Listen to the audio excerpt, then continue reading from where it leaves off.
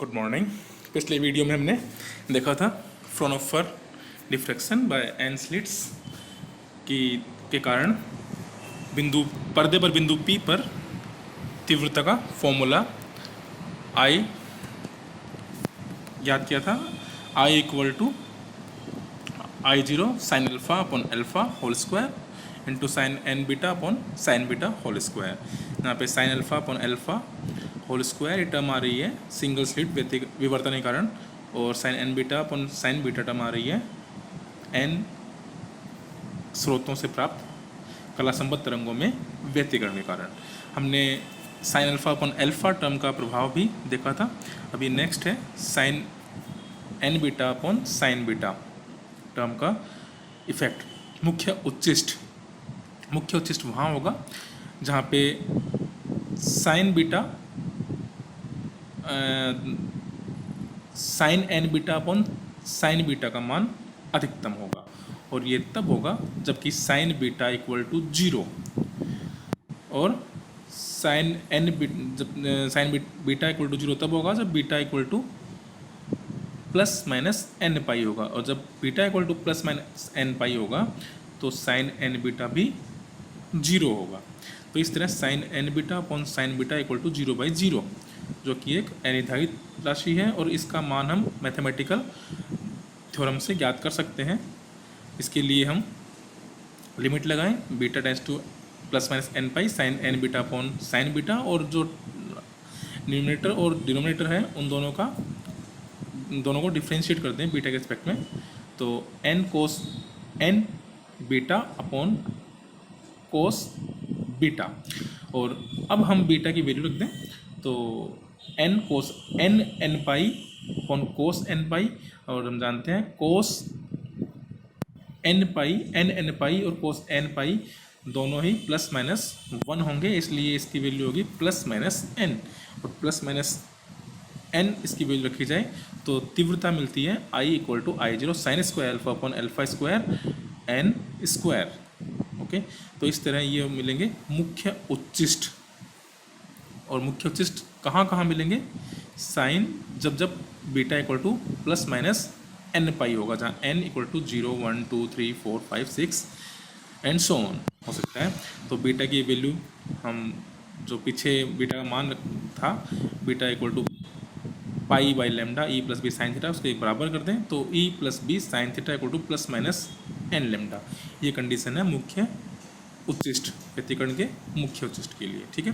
और n equal to 1 2 3 4 इन सब के लिए प्रथम द्वितीय तृतीय कोटि के मुख्य उच्चिष्ट मिलते हैं। ओके, तो अब हम बात करें नेक्स्ट निम्निष्ट तब मिलेंगे जब न्यूमरेटर 0 हो जाए और डिनोमिनेटर नॉन जीरो रहे।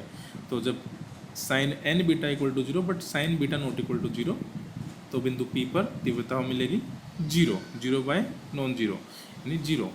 तो इस तरह जब N beta equal to plus minus P pi, जहाँ P एक इंटीजर नंबर है, तो उस टाइम पे साइन एन बीटा 0 हो जाएगा, लेकिन साइन बीटा 0 हो ये ज़रूरी नहीं है।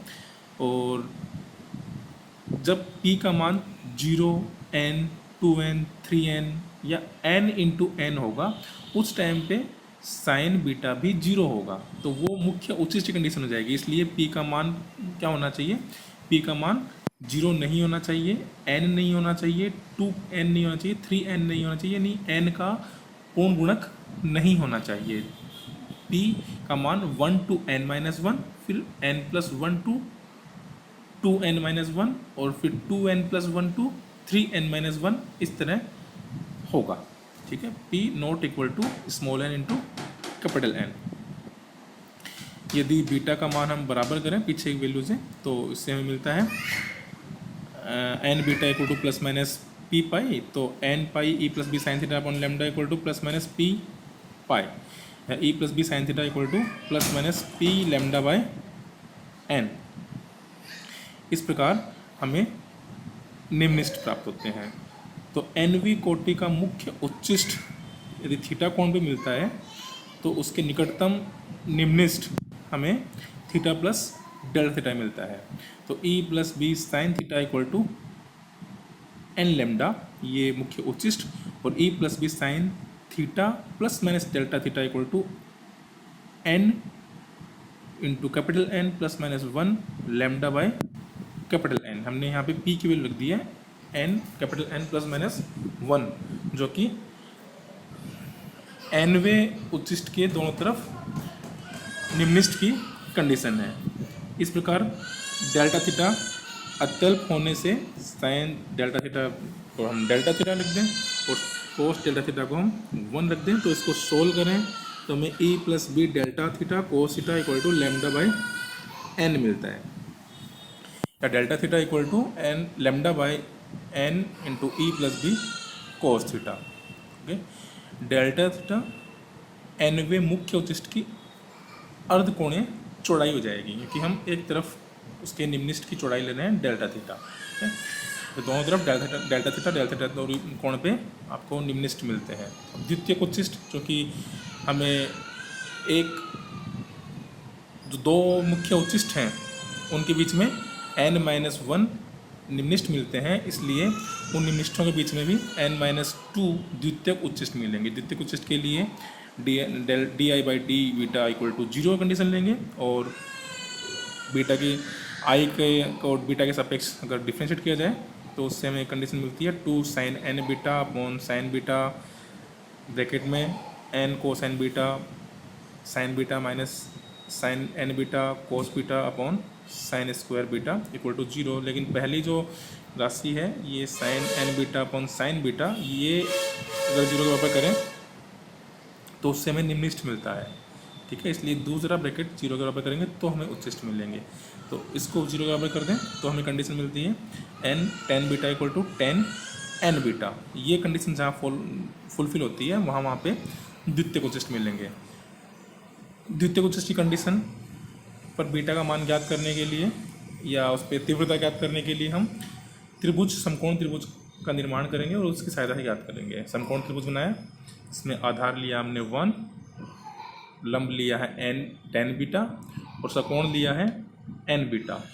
तो इसके टेन थीटा इक्वल टू लंब बटा आधार, उससे हम क्या कर सकते हैं tan N beta equal to n tan beta by 1 या एन टेन बीटा। ओके, समकोण त्रिभुज से sine square N beta equal to कर्ण बटा लंब बटा कर्ण।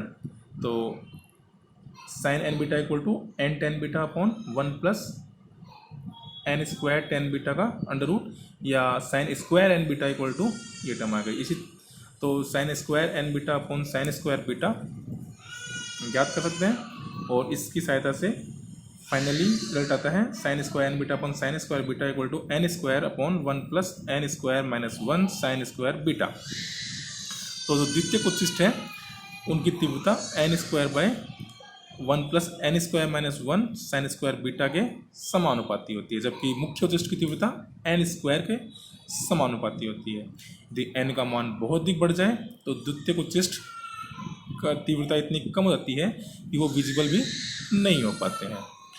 अब हम देखें इनका वितरण पर्दे पर तीव्रता किस तरह होगा।